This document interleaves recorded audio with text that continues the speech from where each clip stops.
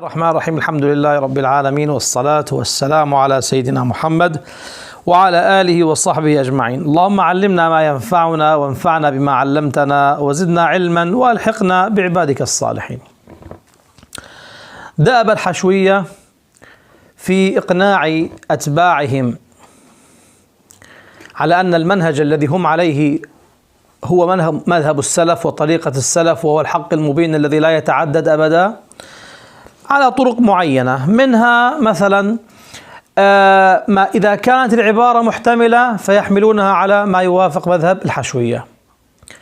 منها أيضا إذا كان الشيخ رحمه الله وافق الأشعرية بنسبة 99.99%، وبقي ذلك الواحد بالألف الذي يعني فهم منه أنه يخالفهم، لا لا لا لا لا لا، يقول لك هذا إنما وافقهم في بعض المسائل كالإمام النووي بن حجر، هذه نسبة موافقتهم للأشعرية. لا، عكس الأمر. طيب، ليس هذا ولا ذاك، أشعري معروف بأشعريته تمام، ويناصر أهل السنة الأشعرية ويرد على الكرامية والمجسمة. فاتك أمر، وهو أنه قبل أن يموت ب3 أشهر تاب، أو في وصيته تاب. منها قصة الهمداني مع إمام الحرمين الجويني، منها الخرافة لأن الفخر الرازي رحمه الله قال كذا وكذا، هذه الأشياء فندناها سابقا.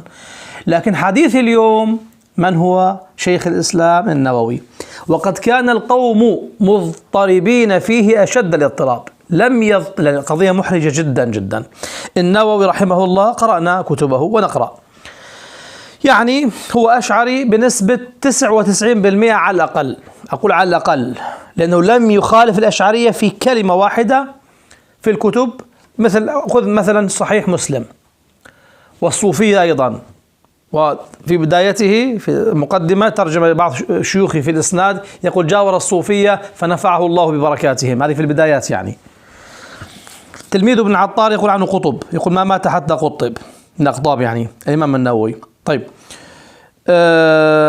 هذا الإمام النووي. فقال بعضهم كبار السن منهم الذين أدركناهم، ابن باز والألباني والآخرين وابن عثيمين، يقول له أشعري ولكن كتابه جيد، لا توافقه في المسائل الأشعرية. الجيل الجديد،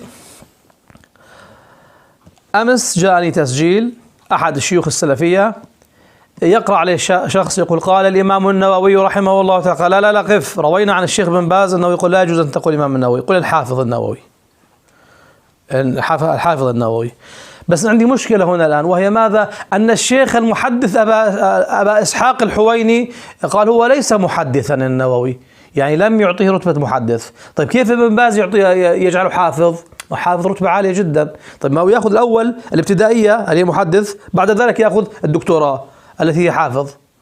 كيف يقفز الدكتوراه مباشرة إلى رتبة حافظ، والشيخ الحويني لم يعطيه رتبة محدث حتى، قال هو فقيه يعني مشتغل بالحديث، فقيه مشتغل بالحديث.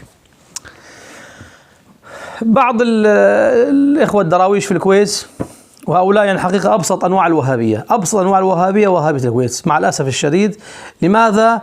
يعني جماعة نجد والحجاز وكذا يفهمون القصة، أما هؤلاء يقلدون، يقول ولكن عبد الله مولى مواليه. ففي واحد اسمه مندكار له تسجيل يقول لا يا أخي يا عبد الله يا رحمك الله كذا، هذا لم يكن أشعريا. لماذا؟ لأن الأشعرية لا يقولون بزيادة الإيمان ونقصانه، الأشعرية معطلة، الأشعرية جهمية، هو ليس كذلك. يقول بزيادة الإيمان، مع أن مذهب الأشعرية الراجح فيه والذي عليه الجماهير أن الإيمان يزيد وينقص. بما أنه وجده في موضع يقول الإيمان يزيد وينقص، إذن هو ليس أشعريا. واحد آخر اسمه سالم الطويل نفسه على هذه الشاكلة. الآن جاءت الخطة القديمة الشنشنة التي نعرفها من أخزم، وهو التسجيل الذي جاءني، وهو ماذا؟ أن الشيخ النووي رحمه الله تاب، أخيرا تاب من الأشعرية، كما توبوا من قبل إمام الحرمين الجويني. قبل إمام المذهب توبوا من؟ توبوا أبا الحسن الأشعري، وقال له أطوار 3، الطور الثالث عاد إليهم. زعما لعمرو أخيك ليس بمزعمي. تاب إمام الحرمين بقصة الهمداني، واحد نكر اسمه الهمداني يرد على شيخ الدنيا وإمام الحرمين الجويني، وبمسألة بسيطة أي واحد من الطلاب الصغار يرد عليها، فيحتار يهيم على وجهه، إمام الحرمين يهيم على وجهه لأنه قال له إيش؟ أنه أجد شيئا في الفطرة يدعوني إلى رفع يدي إلى السماء. يعني تاب الإمام الحرمين، أشياء بسيطة جدا. الرازي قال نهاية إقدام العقول عقال، ووصل الناس لاتباع الكتاب والسنة. الله الله، يعني هو كان يتبع التوراة والإنجيل، كان يتعبد بتعاليم كونفوشيوس الفخر الرازي، ثم أرشدهم بعد ذلك الكتاب والسنة. أوهام في عقولهم. الرازي كذلك حجة الإسلام الغزالي تاب. كيف تاب؟ قبل أن يموت قرأ البخاري ومسلم، قرأ البخاري ومسلم ثم حضنها وبدأ في أبي داود لم ينتهي منه، توفي حجة الإسلام الغزالي رحمه الله. أكبر دليل على عودته إلى السلفية ما هو؟ أنه قرأ البخاري ومسلم. طيب ما احنا نقرأ البخاري ومسلم صباح مساء كل أشعرية وشرحناها، القسطلاني والعسقلاني والعيني وابن حجر والنووي، نشرح الكتب هذه، كل أئمتنا شرحوا هذه الكتب. قال لا لا لا لا، بس هؤلاء تابوا وآخرهم توبة هذه تازة باللغة التركية، يعني جديدة هذه توبة تازة، توبة الإمام النووي. لنقف عند توبة الإمام النووي من عقيدة الأشعرية، وهي مع الأسف الشنشنة التي لا يعرف السلفية غيرها. لهم طريقة، لذلك الإنسان لا يتعب إذا أراد أن يرجع على السلفية، يحفظ خطة واحدة ثم يطبقها في كل المواضع. التفاصيل التي ذكرتها آخرها التوبة. كيف تاب الإمام النووي من عقيدته، وما هي أدلة توبته؟ أدلة توبته أنه ألف جزءا في الحرف والصوت، وهذا قبل وفاته في سنة 676، قبل وفاته بشهرين أو ثلاثة. وهذا الجزء لا يعرفه أحد أبدا إلا هم، لم يذكره حتى ابن العطار المترجم للإمام النووي وأخص تلاميذه وألف كتابا عنه، لم يذكر هذا الكتاب، وعرف به الإخوة. طبعا مع من حفظ حجة على من لم يحفظ واحد. ثم في شيء آخر، ابن العطار نفسه علي عبد الحميد هذا المحقق لكتابه وهو وهابي أثبت توبته. إذا ما هذا ابن العطار لما رأى شيخه يتوب إلى الله تعالى من عقيدة الأشعرية، إذن استفاد منه فتاب. ابن العطار تاب بناء على توبة النووي، ومن أكبر أدلة التوبة توبة ابن العطار. لنفصل كلام ابن العطار رحمه الله في كتابه الاعتقاد الخالص من الشك والانتقاد، وهو الذي حققه هذا المجسم. وإن كنت لا أثق بتحقيقه لأن القوم يحرفون الكتب كعادتهم، لكن مع هذا ما هو دليل توبة ابن العطار؟ أنه ذكر أن الله سبحانه وتعالى موصوف باليدين، تمام، ولم يقبل التأويل. ما هو يا بني الأشعرية عندهم كل نص أوهم التشبيه أولها وفوض ورم تنزيها، لك أن تختار هذا وأن تختار هذا، فإذا ما رفض التأويل في هذا الموضع ليس معناه أنه صار على طريقتكم. وسأثبت الآن وأذكر بالتفصيل المواضع التي يسير فيها هذا الإمام العظيم ابن العطار على طريقة أهل السنة والجماعة الأشعرية. نبدأ من صفحة 15. يقول كان سبحانه ولا شيء معه وهو سبحانه على ما عليه كان.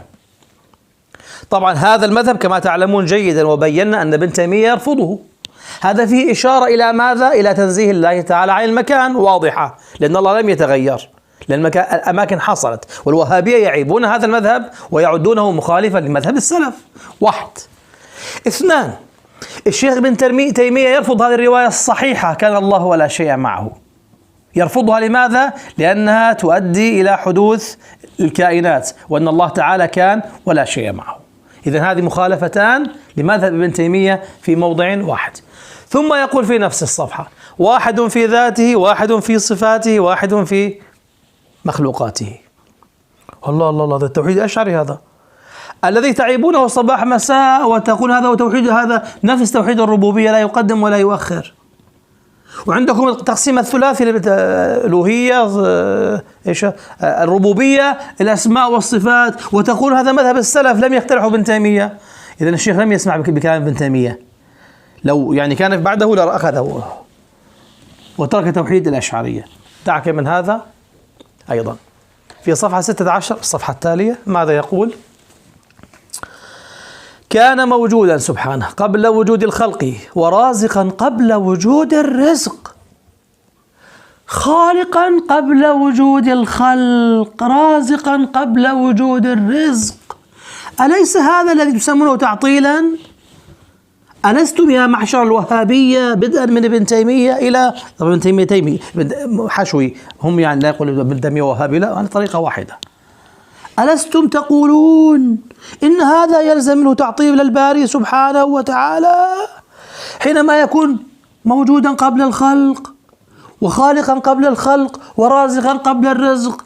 أليس هذا الذي يسمونه تعطيل؟ تقول لابد أن يكون خلق معه سبحانه وتعالى، ولذلك رفضتم الحديث الصحيح رفضتموه. تتبعون كتاب السنة، ترفضون كلام النبي عليه الصلاة والسلام كان الله ولا شيء معه، ترفضونه وتتبعون ماذا؟ الأوهام التي في عقولكم. أخذها ابن تيمية من ابن رشد الفيلسوف، وابن رشد أخذها من أرسطو قدم العالم، لكن هو سماه قدم نوعي. من أجل ماذا؟ من أجل أن يثبت خالقية الله تعالى. كيف يكون الله خالقا؟ يكون خالقا يعني كأنه استفاد الخالقية من خلقه، ليس لها إلا معنى هذا.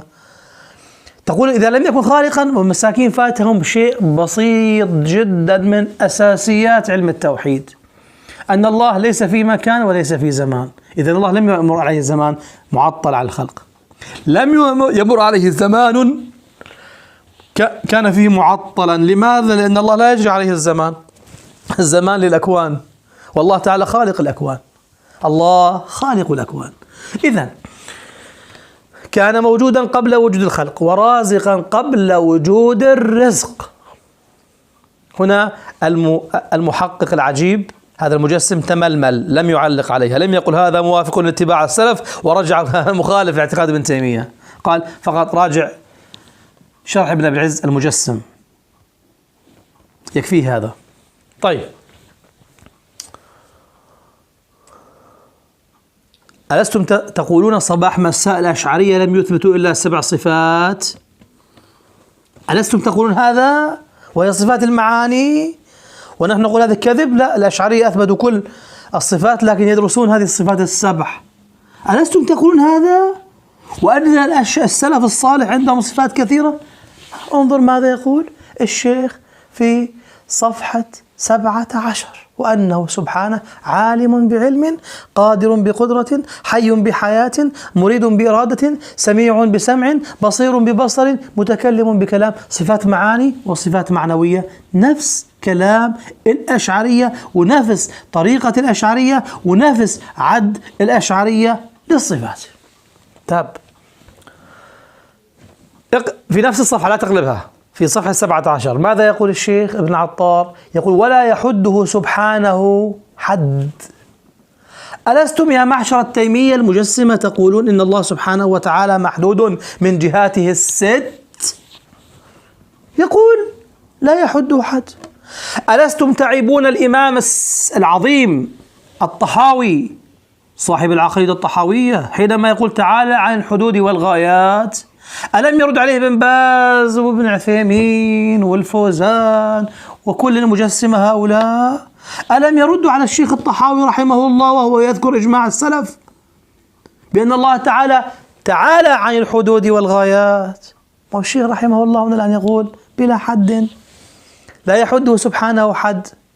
طيب، في نفس الصفحة صفحة 17: وأنه سبحانه استوى على العرش كما نطق به الكتاب العزيز في 6 آيات كريمة بلا كيف.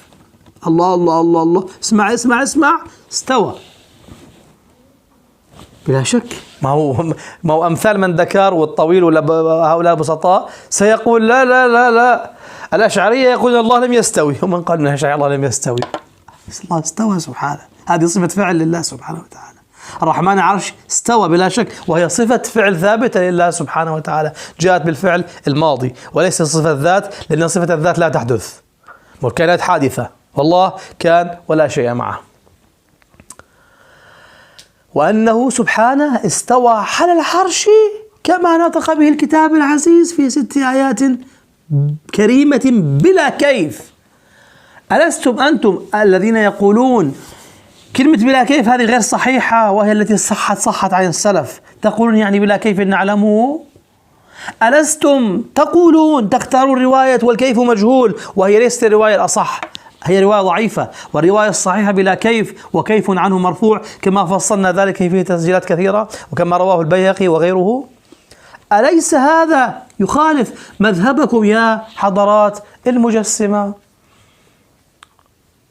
طيب اسمع اسمع اسمع في نفس الصفحة، وأنه سبحانه استوى على العرش كما نطق به الكتاب العزيز في 6 آيات كريمة بلا كيف، بل كيف شاء من غير مماسة، وأنتم من القائلين بالمماسة، من غير مماسة أو احتياج إلى العرش، مع تنزيهه عن الجلوس أو القعود أو غيرها من صفات المحدثين.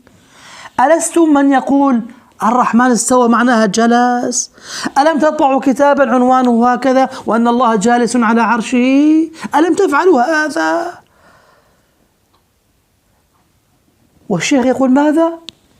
استوى بلا كيف، كيف شاء، من غير مماسة أو احتياج العرش، مع تنزيهه عن الجلوس أو القعود أو غيرها من صفات المحدثين.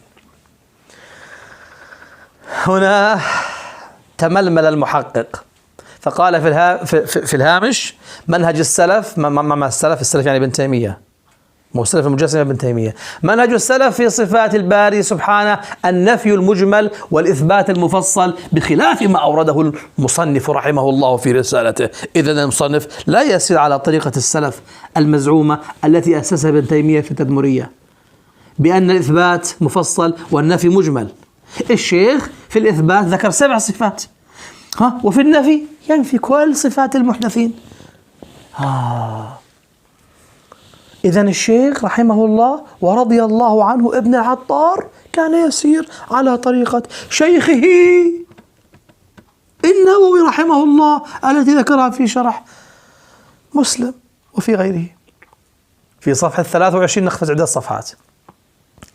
وما ذكره سبحانه في الكتاب العزيز مفرقا ذكرناه مفرقا. طبعا وضع نقاط الشيخ الأخ هذا المحقق الوهابي لم يعني أساس بياض، يعني قال: وما ذكره سبحانه في الكتاب العزيز مفرقا ذكرناه مفرقا، وما ذكره مجموعا ذكرناه مجموعا. يا بابا، هذا مذهب الرازي والغزالي.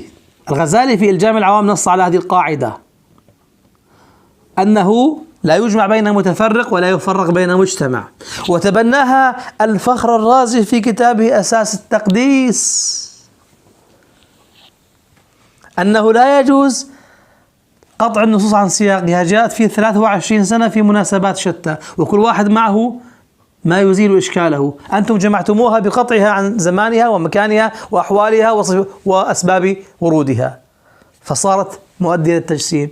هذا المنهج أخذتموه من ابن خزيمة الذي قال عنه هؤلاء الرازي والغزالي، قال عنه الرازي هذا كتاب الشرك، لأنه أعطى صفات غير صفات الله لما جمعها في مكان واحد.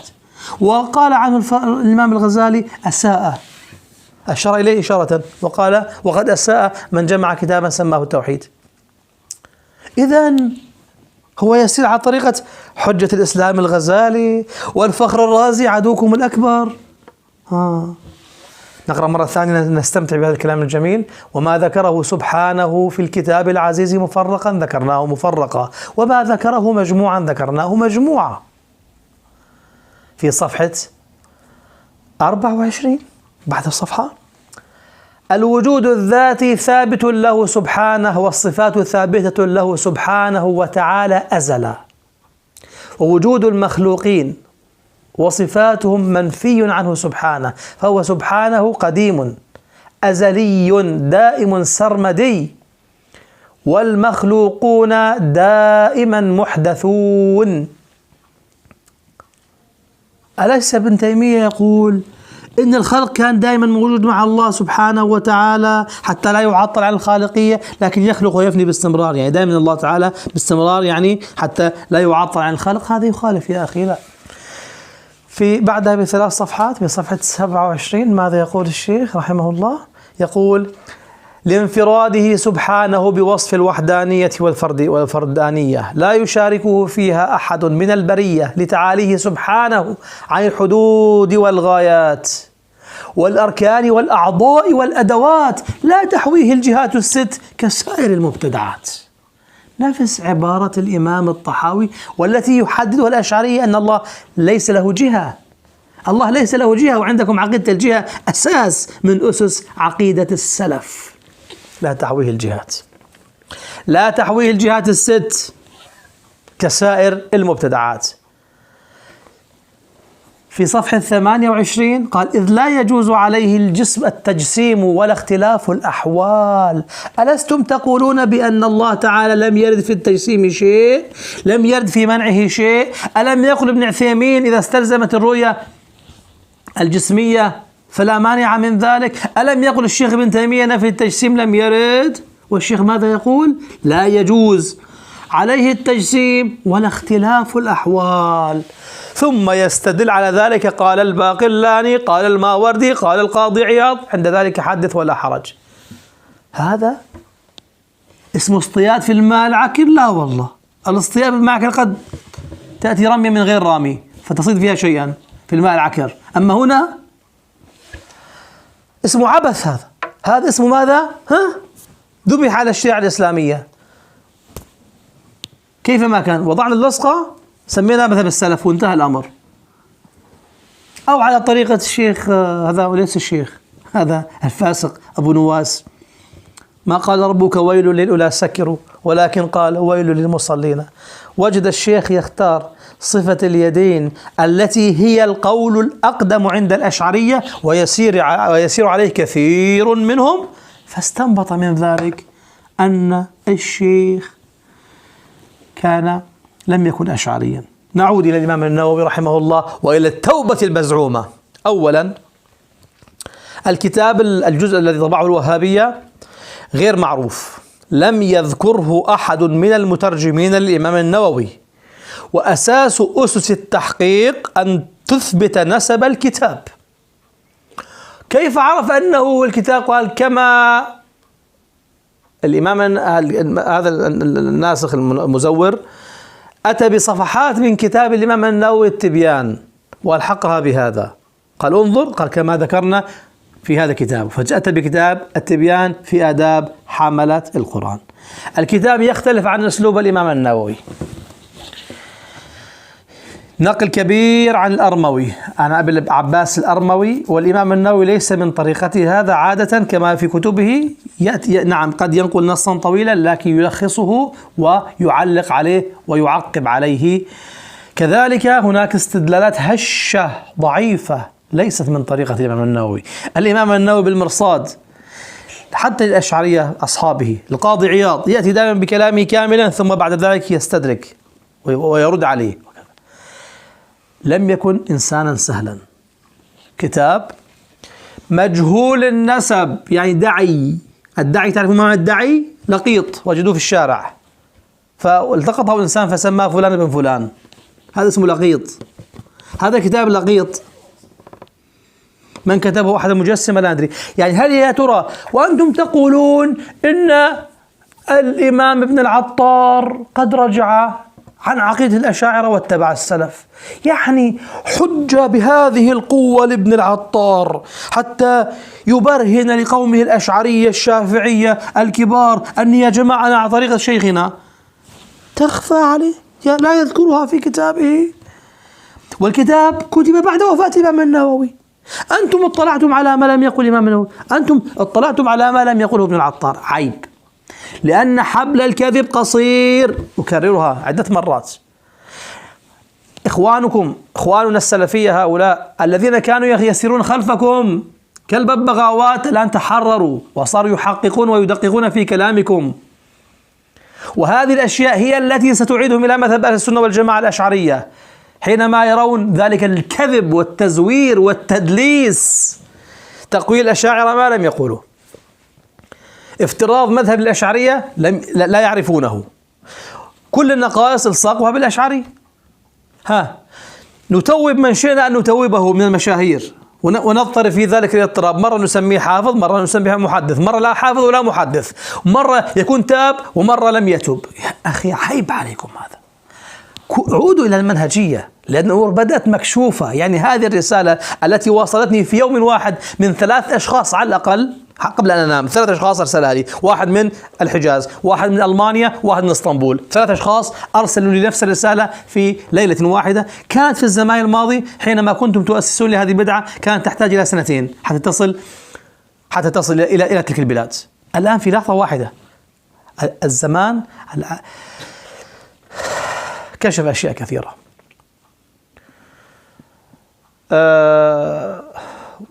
أنصحهم يعني أن يعودوا إلى رشدهم وأن لا يعبثوا بمثل هذا، لأن هذا شيء مكشوف. نسأل الله تعالى الرحمة والرضوان للإمام شيخ الإسلام محيي السنة